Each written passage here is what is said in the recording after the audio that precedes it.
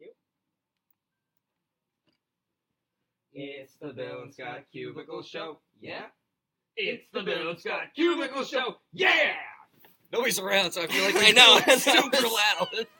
What's going on? I'm Scott. And I'm Bill. And this is the Bill and Scott Cubicle Show. Epi number 61. Yo, we have got a show for you today. Damn, we're going to get into troll factories, updates on Nicki Minaj and Chris Brown's album, and also why Blac Chyna is suing the entire Kardashian family. That's coming up in moments. But we want to... Are we going to introduce the newest of new segments Should right we now? start with that? You want to start with Let's that? start with it because I think it is juicy. Okay. This is a surprise. All right. And I was going to save it for later, but well, let's just do it now. We're going to start off with our new segment? All right, so here we go. It's time to... Haha, okay. So, in Macklemore's new song, Glorious. Wait, Glorious? Yeah, Glorious. I mean, What- it's not the newest of new, One of but his it's new one songs. of his newer singles off his new album, yeah. He has this line. My grandma smiling down on me like, "Whoop, that boy got bars." All right, so... There was a discussion over the weekend, and I wanted to bring this here to the show because we break things down like this, over whether or not Macklemore's grandmother, his late grandmother, actually knows what bars are. Is she actually up there saying, that boy got bars? And I think there is a very strong possibility that if she hasn't said that boy got bars, she possibly could say that boy got bars in the very near future. Maybe she doesn't know what bars are in the rap sense, but And, like, in other terms, there's a million other things bars could be. I wasn't expecting you to throw it to me right there. You kind of threw me off. All right, Sorry. so anyway, so yeah, bars could be bars set up in hip-hop song. We know that, right? But what else could a bar be, Bill? it could be a chocolate bar. This is your idea. You talk about the chocolate bars. Oh, you want me to talk about the chocolate bar? You hit the chocolate Okay, bars. well, the chocolate bar is definitely one. So it's great. He could go into a gas station one day and buy a whole bunch of chocolate bars, and then his grandmother looks down and be like, Whoop, that boy got bars. Or, let's say he acquires several establishments that encourage social drinking. He buys up a couple of bars in his hometown of Seattle, and then his grandma looks down and says, says, that boy got bars. "That boy got bars." Or he could get into gymnastics and be on those uneven parallel bars. And And as he's practicing, his grandma will be like, that boy got bars. or O.J. Simpson. O.J. Simpson, not a Jew.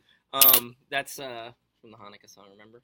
Oh, yeah. Because I just realized that could be taken really poorly out of context.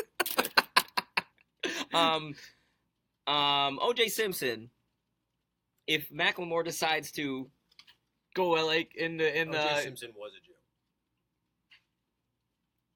Okay, so now I'm really thrown off. yeah. Maybe This- he converted? Did he convert? I don't think so. Anyway, let's that's say all Macklemore irrelevant. goes to prison like O.J. Simpson. Grandma smiling down. And she goes, that boy got or behind bars. We got him in front of him. That boy got bars. All right. So yeah, that was our fun little Barbells. He lifts weights. That boy got bars. Okay. He goes to the beach behind the sandbars. That boy got bars. All right, so Okay. we gotta hit him with the Childish Gambino again. One more. Stay woke. Stay woke. So now we're woke enough to continue with the rest of the show. All right, so Blac Chyna, she is suing the entire Kardashian family because she feels the Kardashians pulled their strings to prevent her from having her show with Rob on the E! Network. Yeah, because they were scared of her. This is the quote.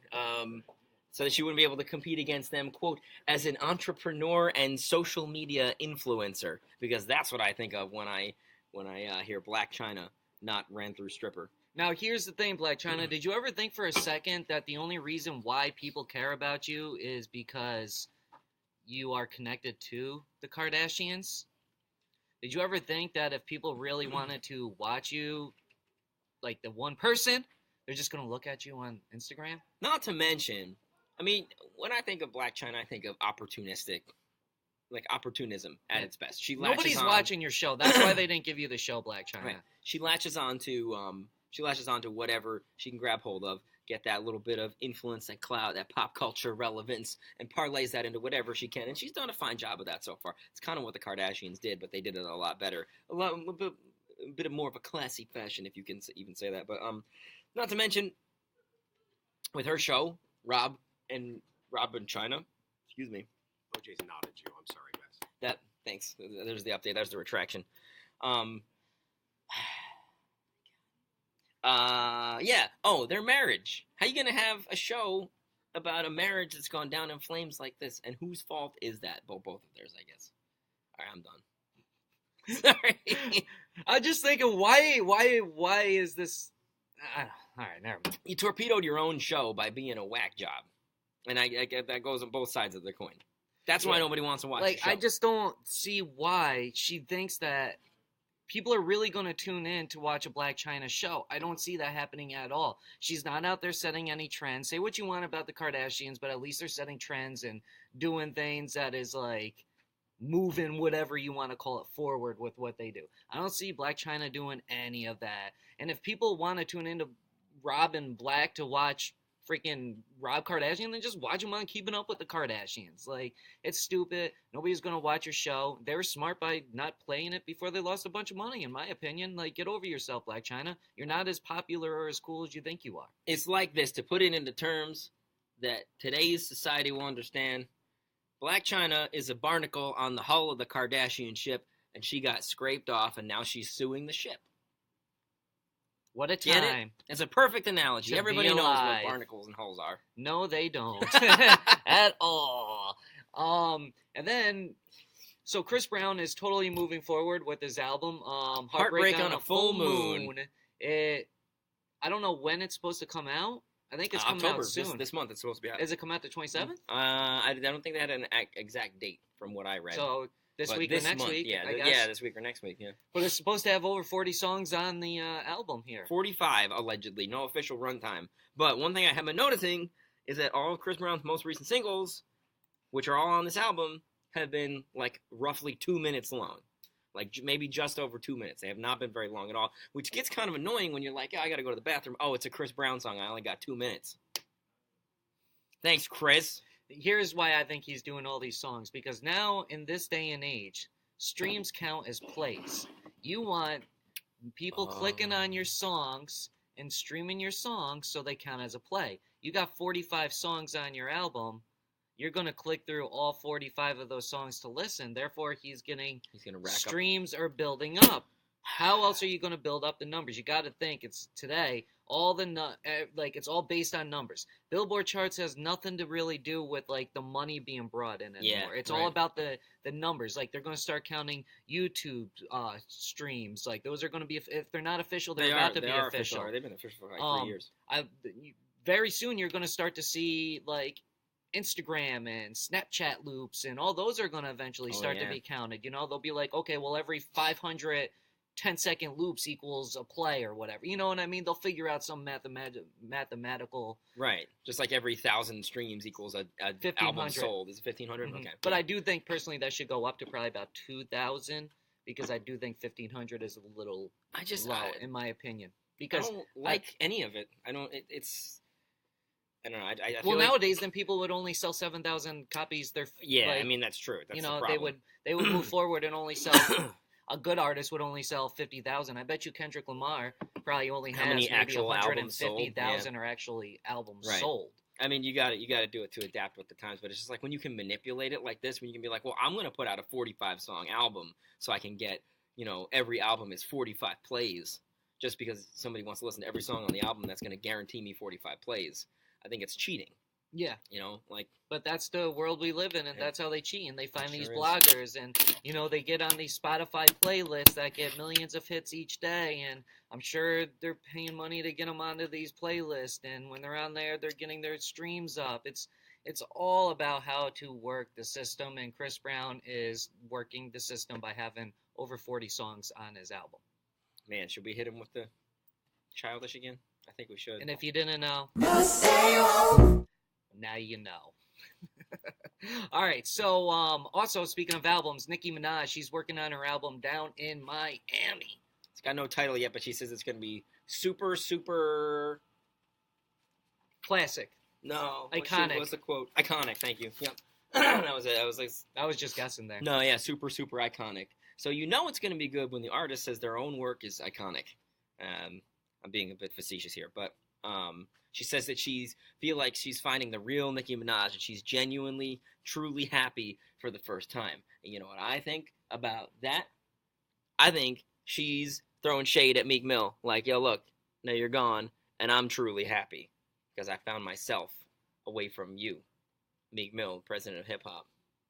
Not really. No, he's not the president of hip hop, but coming soon to a radio near you, we may discuss this. Because we did touch on it yesterday during the Cubicle Show, and now we're going to bring it to the radio airwaves. Now here's the thing: should Nicki continue with this whole pink thing? She has the pink print, Pink Friday, all that type of stuff. So she continue down the pink lane, or should she break free? I think it's time for Nicki to reinvent and emerge as a different artist than what she's. Obviously you keep your same. A lot of your same stuff, but the way you present yourself and the way you market yourself, I think she needs to figure out a new way to do it. I'm a big fan of if it ain't broke, don't fix it. And I think if the numbers, since we're talking about numbers from her previous records were good enough, then stick with the pink. And maybe that's what she means by iconic. Is it's going to be the greatest pink pun of all time? What if she calls her album Misunderstood, like Pink's album? Or what if she just calls her album Pink and titles it Nicki Minaj, but Pink is on every single track? Oh, you mean like how Kendrick Lamar put out Damn and all of his songs are like one syllable, or at least no, they're all one word titles. The whole album, Damn, and then every single song is one word. Stay woke. So never forget. Man, we're too good at this. Damn, we're on fire today. So be ready for the Nicki Minaj album. No date on the release date, but I would expect she's going to team up with like Lil Wayne and Drake and all those guys again. Yeah. And I do think that she should possibly reach back out to Safari because I do think he wrote a lot of her stuff. Ooh, but anyways, that's her boyfriend before. Yeah, Meek Mill. If you didn't know, they dated for like 10 years and then they broke up and then yeah. Well, anyways, I guess the next big thing is these troll factories. Hit your fajitas. You really want to talk about that? Yeah? You said that. Okay, we're going to have to do troll factories. We can do troll factories tomorrow. And we should talk about it right Should we talk about it right now? I don't have the fajita thing. All right, so let's do troll factories. Here, you bring up the troll factories and I'll get the fajita thing worked out. Here's the deal.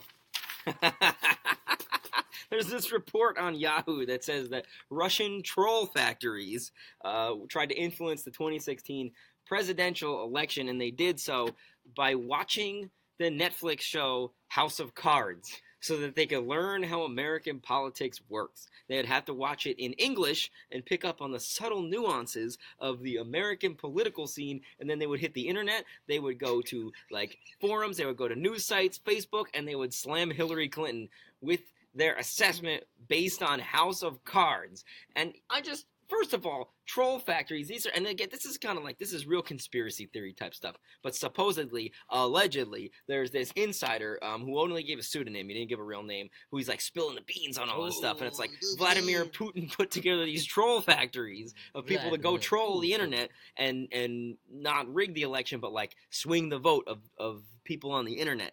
And try to persuade their opinions. Yeah, basically, by way of comments, and they would be graded, they would be scored on their success based on how many likes their comments would get. And you look at the American political climate and this just freaking circus that's going on right now. This is more dramatic and more of a reality TV show than it ever has been in the past, obviously because our president is a former reality TV star, but also because the people who purportedly helped set this whole thing up based their understanding of good politics on a Netflix show.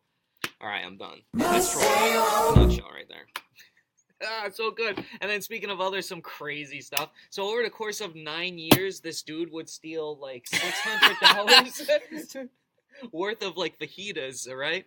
So over 9 years, this dude was able to steal $1.25 million in fajitas.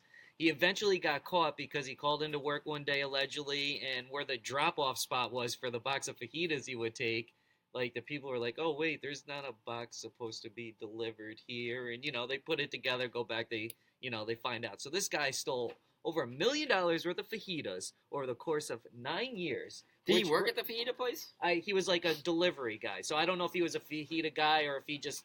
I guess he would work at it because if he's constantly delivering fajitas, he probably is attached to that factory. So was he overnight? He's just eating, like, getting free lunch every day, or is he like that's the thing. Putting these fajitas on the black fajita market? So basically, it breaks down to like $133,000 a month of fajitas, which goes down to $2,560 a week in fajitas, and that also will break down to $370 a day. $370 a day worth of fajitas? Dude, what are these made of gold? Are these golden fajitas, or is he putting drugs in them? Is this like a drug delivery system? Now, do you think he was like you said, did he have a black market? Was he like, why else would you steal so much Did he have fajitas? a fajita shop, and he had this, like, awesome... His side hustle? Yeah, like, fajita fun? Like, jeez. Like, how do you... That's crazy. And now, like, I'm sure that he's going to be prosecuted and everything, so it's like... That boy got bars soon. So bring it all back full circle. Oh God! So yeah, that's always a good stuff. And then since we're talking about some ridiculousness, real quick, to end out the show, there's zombie frappuccinos coming real soon. Again, allegedly, this is the rumor, because these Starbucks baristas, they take pictures of stuff and they leak it on the internet. So supposedly it's going to be available starting on the 26th. Zombie frappuccino with green apple powder. And then pink whipped cream and pink mocha drizzle on top to look like brains sticking out the top. Remember the unicorn frappuccino? And the demand? Not in the Yankee way. But, yeah, I mean, I just hope they prepare for this. It's like, why would you announce a limited edition run like this? And then Did Allie try the, Yes, she brought it over here. I had a sip one? of it, and it was sickeningly sweet. It was, like, too sweet. Well, hopefully she goes and gets the zombie one so you could try that one, too. Yeah, I'd be down. I mean, I don't know, I'm not that big into Apple, but I do think it'd be cool to see a green zombie-looking frappuccino with some brains sticking out the top. You think Starbucks should change their, like, sign and how they spell their name and everything to a star, then a $, then apostrophe S? $, Tarbuck, $. Kind of like, you would just pronounce it Tarbuck. Or like kind of like Ty Dolla Sign, where he writes his name with a $, which actually should be pronounced Ty Dolla Sign, Ty Dolla $. Or like Kesha back in the day when it was $, ha. Or like Ritu Pecht, if we want to keep going with these stylized names. Not at all. Ritu Pecht. All right, with that being said, also Ty Dolla Sign has an album coming out on the 27th. Beach House 3. Get it. Enjoy it. That boy got bars. And with that being said, that's it for this edition of the Bill and Scott Cubicle Show. We'll be back tomorrow. Because I was thinking today was Thursday, but it's not. Today's Wednesday. Yeah. Remember, Monday through Thursday, Woke 10:30 Eastern Time. Because that's the only time zone that matters. And maybe one day we'll start calling some people on the West Coast when we do this show and be like, you know what sucks is that we're up and going and it's 7 o'clock and you're 7:30. tired. You're stupid state. What are you doing? You know what? Call your governor. If you're on the West Coast, call your damn governors and senators and tell them that you demand to be on East Coast time all the time. Get your township in East Coast time. But thanks for watching. Thank you. We appreciate it. From the West Coast. Yeah. Shout out all our West Coast listeners. Bill and Scott, Coast to Coast Cubicle Show. Oh, the Coast to Coast Cubicle Show. The Coast to Coast Cubicle Show. Coast. Okay, we'll see you tomorrow. Bye. One. Cubicle Show. Cubicle Show. Cubicle Show. Cubicle Show! That's what I'm talking about, boy! Bill and Scott Cubicle Show. Yeah? Bill and Scott Cubicle Show. Yeah! Bill and Scott Cubicle Show. It's the Bill and Scott Cubicle Show. It's the Bill and Scott Cubicle Show. It's the Bill and Scott Cubicle Show. Cubicle Show. Cubicle Show. Cubicle Show. Cubicle Show. Not a rectangle show. Not a triangle show. Not a pyramid show. It's a cubicle show. Bill and Scott Cubicle Show. Yeah? Bill and Scott Cubicle Show. Yeah! Cubicle Show. We just got one. boy.